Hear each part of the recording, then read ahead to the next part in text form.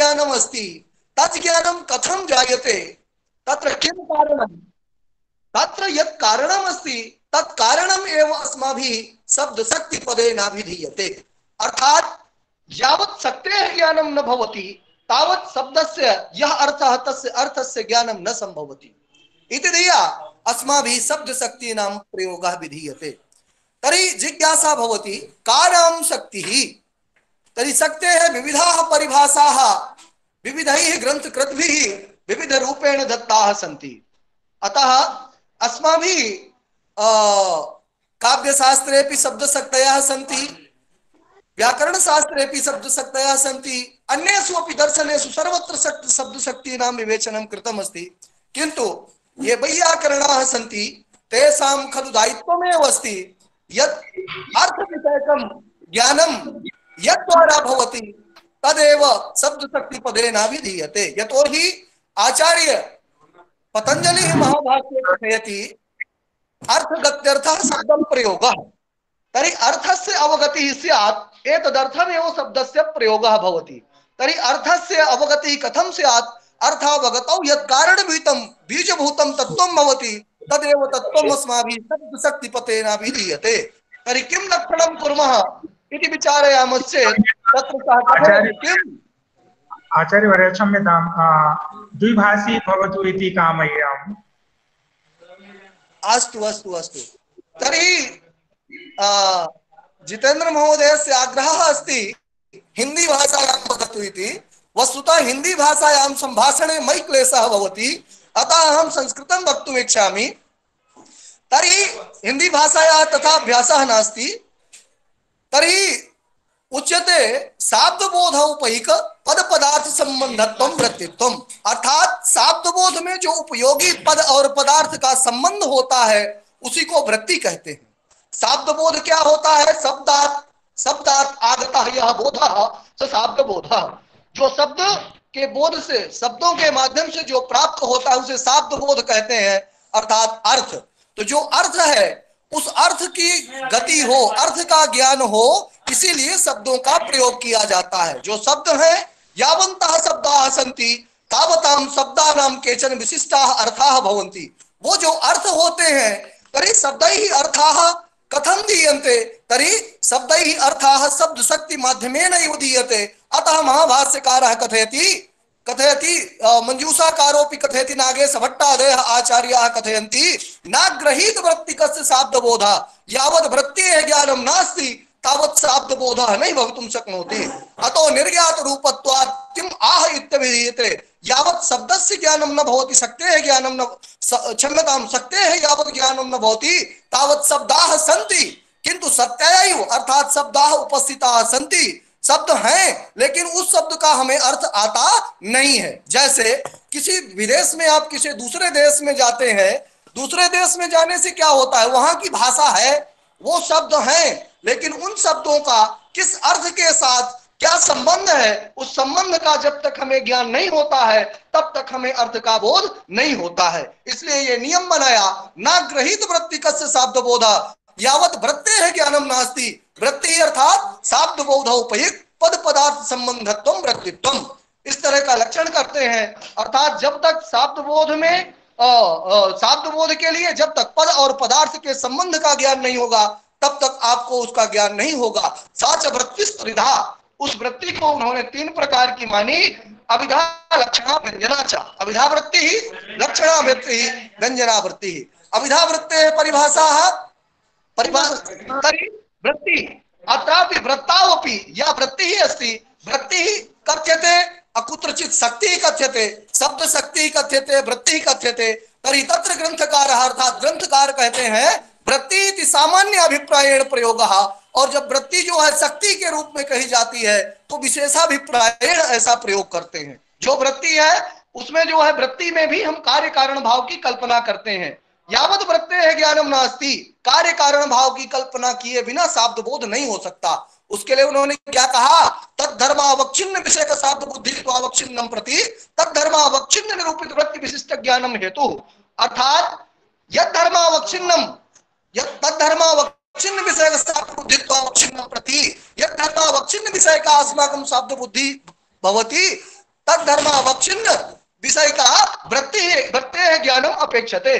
जैसे घट इत्यस्य ज्ञाने सति घटत्व विशिष्टः घटः इत्याकारकं ज्ञानम यदि करणीयं तर्हि घटे घटत्वं तच्च घटत्वं केन संबंधेन यावत् संबंधस्य ज्ञानं न भवति तावत् शब्दबोधः न भवति। इसलिए कार्य कारण भाव की कल्पना करने के बाद ही हम जो है शब्दों से अर्थ का ज्ञान करते हैं। अब जो वृत्तियां हैं वो वृत्तियां तीन प्रकार की होती हैं, अभिधा लक्षणा व्यंजना। अभिधा लक्षणा, अभिधा को व्याकरण शास्त्र में वृत्ति पद से ही कहा और वाक्य पदिकार तो कहते हैं श्रुति मात्रेण यत्रास्य तादर्थम अवसीयते अर्थात श्रुत मात्रेण जहां किसी शब्द को श्रवण करने मात्र से तादर्थम उस शब्द से संबंधित जो अर्थ होता है उस अर्थ का अवसीयते अर्थात अर्थ का निश्चय हम कर लेते हैं, उस वृत्ति को हम लोग क्या कहते हैं? श्रुतमात्रेण यत्रास्य तादर्थम मुख्यम तमर्थम आहु, उस अर्थ को हम मुख्यार्थ कहते हैं। और मुख्यार्थ क्या होता है? मुख्यार्थ वो होता है जो अभिधेय अर्थ होता है, अर्थात अभिधा के द्वारा प्राप्त जो अर्थ होता है उसे मुख्यार्थ कहते हैं। अभिधा क्या है?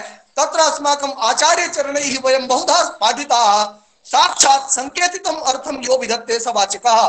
जो साक्षात संकेतित अर्थ का विधान करते हैं उन्हें हम वाचक कहते हैं। समुख्यो अर्थः, जो साक्षात संकेतित अर्थ है उसी को मुख्यार्थ कहते हैं। साक्षात संकेतित अर्थ अर्थात उसी को आचार्य भर्तृहरि कहते हैं श्रुति मात्रेण यत्रास्य तादर्थम अवसीयते मुख्यम तम अर्थम आहु। वो जो अर्थ होता है उसे मुख्यार्थ कहते हैं, उसी को आचार्य मम्मट कहते हैं साक्षात संकेतितम यो अर्थम अभिधत्ते स वाचकः। और जो वाचक होता है, जो वाचक के द्वारा जो अर्थ आता है उसी को समुख्य अर्थः, वही मुख्यार्थ होता है। व्यापारो अस्य अभिधा उच्यते, उसका जो व्यापार होता है उसे हम क्या कहते हैं? अभिधा कहते हैं। इस तरह से अभिधा शब्द शक्ति के माध्यम से हमें साक्षात अर्थ प्राप्त हो जाता है। जैसे अब हमें रही बात, ये बात जो है संकेतक ग्रह करना पड़ता है। यहाँ किसी भी शब्द का क्या अर्थ होता है उसमें जो है हमें संकेतक ग्रह करना पड़ता है। संकेतक ग्रह के कारण उन्होंने बताए कि संकेतक ग्रह क्यों? वाक्य से वाक्यार्थ का ज्ञान होता है क्योंकि उसमें संकेत होता है। वो जो संकेत होता है उसके कारण भी उन्होंने बताए शक्ति ग्रहम व्याकरणोपमानम कोशाप्त वाक्य व्यवहार वाक्य से शेषाद विपरीतेर भगंती सानिध्यता सिद्ध पदस्य वृद्धा इत्याकारक जो है ये 8 है। ये जो 8 हेतु हैं, हेतुओं के माध्यम से ही हमें शब्द बोध हो जाता है। असंकेत ग्रह होता है और संकेत का ग्रहण करने के बाद ही हमें जो है शब्द बोध होता है। तो साक्षात संकेतितम अर्थम यो विधत्ते, साक्षात संकेतित अर्थ को जो बताता है उसी को वाचक कहते हैं। वही जो वाचक के द्वारा जो अर्थ प्राप्त होता है वाच्यार्थ होता है। जो वाच्यार्थ होता है समुख्य अर्थ वही मुख्यार्थ होता है। और मुख्यार्थ में व्यापार जो व्यापार होता है उसे अभिधा कहते हैं। इस तरह से अभिधेयार्थ होता है। अगला होता है दूसरा व्यापार, वस्तुतः लक्षणा माना जाता है। लक्षणा, इसमें वैयाकरणों में थोड़ा विमति है। वैयाकरणाः कथयन्ति यत् अस्माभिः केवलम् एकैव शक्तिः स्वीक्रियते सा च स्वीक्रियते शक्तिः अभिधा इति नाम्नी। अभिधा नाम्नी या शक्तिः अस्ति, तस्याः शक्तेः उपयोगः एव अस्माभिः प्रकारान्तरेण स एव व्यापारः। स एव अर्थात् अभिधाख्यः शक्तिरूपः यः व्यापारः सशक्तिरूपः व्यापारः अस्मान् गौणार्थमपि बोधयति अस्मान् व्यंग्यार्थमपि बोधयति इति वैयाकरणानां मतम्। तत्र कारणं किं? तत्र प्रमाणभूत आचार्यः वदति, आचार्य पतंजलि सः कथयति शक्तिर्द्विधा प्रसिद्धा प्रसिद्धा च। तत्र शक्तिः द्विधा भवति, एका शक्तिः भवति प्रसिद्धा अपरा च भवति अप्रसिद्धा। अतः या शक्तिः अस्ति अप्रसिद्धा रूपा शक्ति तया अप्रसिद्ध रूपया एव शक्त्या अस्माभिः यः अप्रसिद्धार्थः भवति अर्थात् लक्ष्यार्थः भवति सगतार्थः भवति। किंतु अस्माकं ये भट्टनागेशाचार्याः सन्ति तैः साक्षात् लक्षणायाः लक्षणमपि कृतं। तैः कथ्यते यदि लक्षणा अस्माभिः केषां कृते नास्ति इति सः प्रतिपादयति। सः प्रतिपादयति लक्षणा केभ्यः नास्ति, सः कथयति लक्षणा केभ्यः नास्ति। ये सिद्धाः सन्ति ऋषयः सन्ति तादृशेभ्यः तथा लब्धावस्थकेभ्यः आचार्येभ्यः लक्षणायाः आवश्यकता नास्ति, किन्तु अस्मदादीनां कृते अस्मादृशाः यावन्तः सामान्याः जनाः सन्ति समाजे तादृशेभ्यः जनेभ्यः लक्षणायाः आवश्यकता अस्ति एव। यावत् एवं भूताः सामान्याः जनाः अर्थबोधं न करिष्यन्ति तर्हि सिद्धास्तु संसारात् पराः भवन्ति, अतः तेभ्यः भवतु नाम आवश्यकता नास्ति। ते स्वकीयेन ज्ञानबलेन योगबलेन सर्वं पश्यन्ति, लक्ष्यार्थम् मुख्यार्थम् अर्थात् भूत भविष्यं वर्तमानं यत्किमपि भवति तत् सर्वं पश्यन्ति, किन्तु सामान्येभ्यः जागतिक व्यवहारस्य सांसारिक व्यवहारस्य निर्वहणाय अस्ति लक्षण शब्दशक्तेः आवश्यकता इति आचार्यैः तत्र प्रतिपादितम्। अतः तेभ्यः लक्षणा स्वीक्रियते। तदाह मम्मटाचार्यः लक्षणायाः अवसरः कुत्र भवति तदा सः वदति मुख्यार्थवादे तद्योगे रूढितोऽथ प्रयोजनात्। मुख्यार्थवादः भवति तत्र हेतुत्रयं दीयते। मुख्यार्थवादे तद्योगे रूढितोऽथ प्रयोजनात् तत्र हेतुत्रयम्, अर्थात् मुख्यार्थस्य बाधः भवति, मुख्यार्थस्य लक्ष्यार्थेन सह योगः भवति, रूढि अथवा प्रयोजनं द्वयोः मध्ये एकं किमपि कारणं भवति तदानीमेव अस्माभिः तत्र लक्षणा क्रियते। अतः सः गंगायां घोषः कर्मणि कुशलः इत्यादिषु स्थलेषु तत्र बहूनि तादृशानि उदाहरणानि सन्ति यत्र अस्माभिः लक्षणा शब्दशक्तिः स्वीक्रियते। वस्तुतः लक्षणा शब्दशक्तेः आवश्यकता वैयाकरणेषु तथा नास्ति। यत्र कुत्रापि कथंचित् भवति, यथा सिंहो माणवकः इति मदीयाः आचार्याः आचार्यचरणाः अपि अत्रैव सन्ति। अतः अहं वदामि यत्र यत् वैयाकरणाः सन्ति तत्र सिंहो माणवकः एवं भूताः तत्र प्रयोगाः सङ्गच्छन्ते। तत्र यः सिंहः अस्ति सः सिंहः माणवकः न भवितुं शक्नोति, यतोहि तत्र साक्षात् विरोधः अस्ति, मुख्यार्थः बाधितः। तस्य मुख्यार्थस्य लक्ष्यार्थेन सह योगः, यः योगः भवति स च केनचित् सम्बन्धेन युक्तः भवति। स च सम्बन्धः कथं तदा कथयन्ति यत्र क्रौर्यत्व सौर्यत्वादयः ये गुणाः सन्ति यादृशाः गुणाः तस्मिन् सिंहे भवन्ति तादृक् गुणादिमान् यः अस्ति माणवकः तस्मिन्नपि एते गुणाः सन्ति। अतः मुख्यार्थस्य लक्ष्यार्थेन सह योगः प्रयोजनमपि अस्ति तथैव। अतः सिंहो मानवत्येवं भूतः प्रयोगः संगच्छते। एवं आदीनि बहूनि उदाहरणानि सन्ति शास्त्रेषु, अस्माभिः सर्वत्र अन्वेषणीयानि भवन्ति। व्यञ्जना किमर्थं? व्यञ्जनायाः आवश्यकता वस्तुतः आचार्य भर्तृहरिः कथयति व्यञ्जनायाः आवश्यकता तु नास्ति। सः कथयति शक्तिः द्विधा प्रसिद्धा प्रसिद्धा च, तर्हि या प्रसिद्धा शक्तिः अस्ति तस्यैव एव शब्दशक्त्या अस्माभिः लक्षणायाः व्यञ्जनायाः अपि अवगतिः क्रियते। या व्यञ्जना नाम्नी शक्तिः अस्ति तस्याः सः कृतवान् प्रयोगं, किन्तु स्पष्टतरं न कृतवान्, अर्थात् स्पष्ट रूपेण तस्याः शब्दशक्तेः नामग्राहं सः उच्चारणं न कृतवान्, किन्तु तस्य यः अभिप्रायः अस्ति आचार्य भर्तृहरेः तत् अभिप्रायः अस्माभिः स्वीक्रियते। कथम् इति चेत् व्यञ्जनायाः व्यञ्जनाविषयकेन कथमिति चेत् सः वदति अस्माभिः व्यङ्ग्यत्वप्रयोगः, यदि व्यङ्ग्यत्वप्रयोगाः न स्वीक्रियन्ते चेत् अस्माकं स्फोटाख्यं यत् तत्त्वमस्ति तस्य स्फोटस्य अस्माभिः प्राप्तिः अवगतिः कर्तुं न शक्यते। अतः यावन्तः निपाताः सन्ति, स्फोटः अस्ति, एते उपसर्गाः सन्ति, एते सर्वे किं सन्ति? द्योतकाः सन्ति। अतः द्योतकत्वम् एव व्यङ्ग्यत्वम् इति सः कथयति। हरि ओम्। ध्वनिः आगच्छति वा?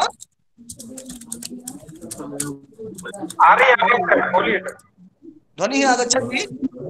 आम् आगच्छति। जी जी जी अस्तु। तर्हि एतत् सर्वं विज्ञापयितुमेव आचार्य नागेशभट्टः कथयति किम् अत एव व्यङ्ग्यत्वस्य लक्षणं करोति स्वसमभिप्राहृत पदनिष्ठ उद्बोधकत्वं व्यञ्जकत्वं। व्यञ्जकत्वं किं? स्वपदनिष्ठ शक्ति उद्बोधकत्वं व्यञ्जकत्वम् इति कृत्वा सः व्यङ्ग्यत्वस्य लक्षणं करोति। किमर्थं व्यङ्ग्यत्वस्य? पूर्वमेतस्य लक्षणं पश्यामः। लक्षणं किमस्ति? यावन्तः नैयायिकाचार्याः सन्ति ते कथयन्ति अभिधा नाम्नी या शक्तिः अस्ति, लक्षणा नाम्नी या शक्तिः अस्ति, तया लक्षणया एव व्यञ्जनागतार्था भवति इति खण्डयता नागेशेन आह। नागेशः किं कथयति? नागेशः कथयति लक्षणया शब्दशक्त्या कदाचिदपि व्यङ्ग्यार्थस्य प्रतीतिः न भवति। कथं? तत्र मुख्यार्थवादे तद्योगे रूढितोऽथ प्रयोजनात् एतत् तत्र कारणत्रितयं भवति एव तदैव लक्षणायाः अवसरः आगच्छति। सः कथयति अस्माकं तु लक्षणं कीदृशं? सः कथयति मुख्यार्थवादे माने मुख्यार्थ संबद्धा संबद्ध साधारणः एवं भूतः व्यापारः अस्ति व्यञ्जना यत्र मुख्यार्थ संबंधः अपि भवति कदाचित् मुख्यार्थेन संबंधः न भवति। अतः मुख्यार्थ संबद्ध असंबद्ध साधारणः प्रसिद्धः प्रसिद्धार्थ विषयकः वक्तादि वैशिष्ट्य ज्ञान प्रतिभादि उद्बुद्धः संस्कार विशेषः व्यञ्जना। तर्हि मुख्यार्थ व्यञ्जना व्यापारः भवति तत्र मुख्यार्थस्य बाधा भवति इति लक्षणम् अस्ति। किन्तु अत्र किम् अस्ति? मुख्यार्थ बाधा भवति एव लक्षणायां, किन्तु अत्र किम् अस्ति? मुख्यार्थ बाधा संबद्धा संबद्ध साधारणः। मुख्यार्थः कदाचित् बाधितः भवति कदाचित् मुख्यार्थस्य बाधा न भवति। अर्थात मुख्यार्थातिरिक्त अन्यस्य अप्यर्थस्य कस्यचित् प्रतीतिः भवति एतस्मात् लक्षणया व्यञ्जना नगतार्थः भवति। पुनः वदति मुख्यार्थ संबद्धा संबद्ध साधारण यही तेन मुख्यार्थेन कदाचित् व्यङ्ग्यार्थः संबद्धः भवति मुख्यार्थेन संबन्धितं भवति कदाचित् तादृशं यत् ज्ञानमस्ति तत् संबन्धितं न भवति। अतः मुख्यार्थ संबद्धः संबद्ध साधारणः प्रसिद्धः प्रसिद्धार्थ विषयकः कदाचित् सः प्रसिद्धः भवति कदाचित् अप्रसिद्धार्थ विषयकः भवति। और वक्त्रादि वैशिष्ट्य ज्ञान वक्तुः माने वक्तुः इत्यादयः ये सन्ति ये प्रयोक्तारः सन्ति पदस्य वाक्यस्य वा तत्र वक्त्रादि वैशिष्ट्य ज्ञान प्रतिभादि उद्बुद्धः प्रतिभया उद्बुद्धः भवति एवं भूतः यः संस्कार विशेषः भवति स संस्कार विशेषः एव व्यञ्जना। अतः तत्र स्फोटस्य लक्ष्य यः व्यञ्जना नामकः व्यापारः एष व्यापारः यदि न स्वीक्रियते तर्हि वैयाकरणानां यः प्राणभूतः सिद्धान्तः स्फोटाख्यः तस्य स्फोटाख्यस्य सिद्धान्तस्य कदापि सिद्धिर् न भविष्यति। अतः आचार्याः यत्र कुत्रापि साक्षान्मुखेन न कथितवन्तः अर्थात् नामग्राहं नामोच्चारण पूर्वकं पूर्वाचार्यैः यदि व्यञ्जनायाः लक्षणं न कृतं तर्हि साम्प्रतं ये परवर्तिनः आचार्याः अर्थात् नागेश भट्टादयः यावन्तः आचार्याः सन्ति कौण्डभट्टादयः तैः सर्वैः एव व्यञ्जना शब्दशक्तेः व्याख्यानम् अकारि। अतः अस्ति व्यञ्जना नाम्नी शक्तिः। किमर्थमिति चेत् व्यञ्जना नाम्नी शक्तिः अस्ति स्फोटस्य सिद्धतायै। यतोहि स्फोटः व्यज्यते सः वदति ग्राह्य ग्रहणयोः सिद्धा योग्यता नियता तथा ग्राह्य ग्रहणयोः सिद्धा योग्यता नियता यथा व्यञ्ज्य व्यञ्जक भावेन सधर्मः स्फोटनादयोः। यतोहि स्फुटति अर्थः स्मङ्गति इति स्फोटः स्फुट्यते अभिव्यज्यते वैखरी रूपैः ध्वनिभिः इति स्फोटः तर्हि स्फुट्यते। तत्र पतंजलिः अपि आचार्य पतंजलिः अपि कथयति महाभाष्ये को नाम स्फोट रूपः शब्दः सः कथयति येनोच्चारितेन संप्रत्ययः भवति अर्थात येन उच्चारितेन अर्थात उच्चारित प्रकाशितत्वेन जिसका उच्चारण करने से हमें जो प्रकाशन होता है जिस अर्थ का हमें प्रत्यायन होता है बोध होता है उसे हम क्या कहते हैं स्फोट। तस्मात् सः सर्वांगीणं लक्षणं करोति येनोच्चारितेन शासना लांकूल ककुदुखुर विषाणीनां प्रत्ययं प्रत्ययः भवति स शब्दः एवं भूतः यः उच्चारण विषयी भूतः उच्चारणेन प्रकाशना विषयी भूतः यः शब्दः स एव स्फोट रूपः। तर्हि यह स्फोट रूपः शब्दः अस्ति स शब्दः ध्वनिभिः समायाति यावन्तः ध्वनयः सन्ति तैः ध्वनिभिः यह प्रकाशते स एव स्फोट रूपः शब्दः अस्ति। अतः प्रकाश से प्रकाशक भावः व्यङ्ग्य व्यञ्जक भावः यदि अस्माभिः न श्रूयते व्यङ्ग्य व्यञ्जक भावः एव व्यञ्जना व्यापारः। यदि व्यङ्ग्य व्यञ्जक भाव रूपात्मकः व्यञ्जना व्यापारः न स्वीक्रियते तर्हि स्फोट रूपस्य शब्दस्य सिद्धि नैव भविष्यति। एतावत् न केवलम् एतावदेव अग्रेपि सः कथयति यावन्तः उपसर्गाः सन्ति यावन्तः निपाताः सन्ति उपसर्गाः निपाताश्च वैयाकरणानां नये तत्र द्योतकाः सन्ति व्यंजकाः सन्ति। अतः द्योतकत्वं यत्किमपि अस्ति तद् द्योतकत्वं केवलं व्यंजना व्यापाराद् ऋते न संभवति। अतः अस्माभिः व्यंजना इति नामिका शक्तिः अपि स्वीक्रियते। तस्मात् व्यवहारे वयं पश्यामः यथा गंगायां घोषसाहित्येव उदाहरणम् उर्रीकुर्वन्तु भवन्तः। उर्रीक्रियमाणे एवं भूते वाक्ये तत्र कथ्यते गंगायां घोषः। गंगायाः यः मुख्यार्थः जलप्रवाह भगीरथरथखाता वक्षन्नाख्य यह जलप्रवाह रूपः व्यापारः अर्थः स अर्थः तत्र घोषः न संभवति। आधाराधेय भावाख्यः यः सम्बन्धः तस्य सर्वथा अनुपत्तिः भवति। अतः लक्षणया अस्माभिः तटे लक्षणा क्रियते। अतः तत्र गंगायां घोषः इत्यस्य अर्थः भवति तटे घोषः। किन्तु तेन पदेन शैत्य पावनत्वादि पुण्यत्वं पावनत्वं शीतलत्वं इत्येवं भूतात्मकं यद् ज्ञानं भवति तद् ज्ञानं कथम् आगच्छति? तत्र व्यंजना व्यापारस्य एव आवश्यकता भवति। यावत् व्यंजना व्यापारं वयं न अङ्गीकुर्मः तावत् अस्माभिः कथञ्चित् कोऽपि अर्थः नहीं प्राप्तुं शक्यते। अतएव शब्दशास्त्रिभिः तत्र व्यापारस्त्रिधा शक्तिः लक्षणा व्यंजना सा च शक्तिः अविधा इति रूपा। पुनस्तत्र यदि इतोपि अन्तः प्रविशामश्चेत् एतत्तु तथ्यं सारभूतं तत्त्वम्। यदि इतोपि अन्तः प्रविशामश्चेत् तत्रापि अस्माकं या अविधा शब्दशक्तिः अस्ति शक्तिः अस्ति शक्तिः अपि तत्र त्रिधा विभज्यते। रूढि योगो योगरूढिश्च रूढिशब्दाः यौगिकशब्दाः योगरूढशब्दाः भवन्ति। कृत्वा अस्माभिः विधेषु रूपेषु तत्र शब्दशक्तीनां प्रयोगाः क्रियन्ते। मन्येऽहम् अर्धहोरात्मकः कालः अनुजेन अधीयत साम्प्रतं स कालः समाप्तिं याति। अतः सर्वान् गुरुजनान् सादरं प्रणम्य स्वकीयां वाचाम् अत्रैव विरमामि।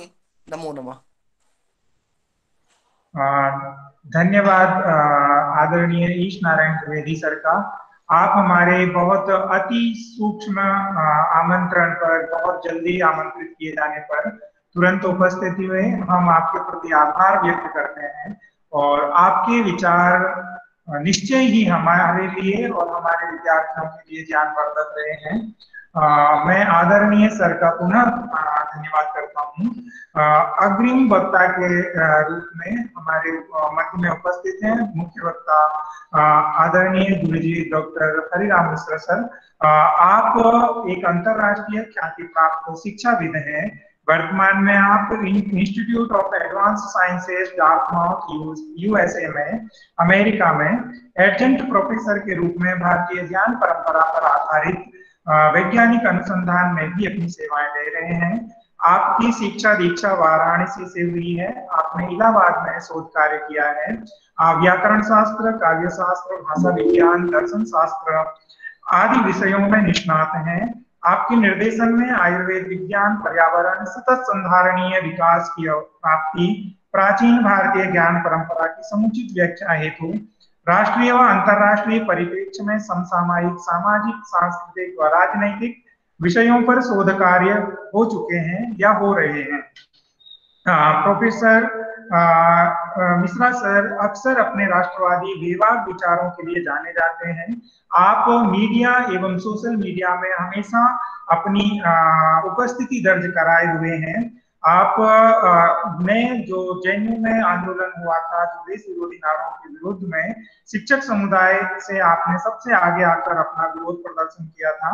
आज भी जेएनयू या अन्य उच्च शिक्षण संस्थानों में राष्ट्र विरोधी गतिविधियों के प्रति अपना विरोध उच्च स्वर में दर्ज कराते हैं।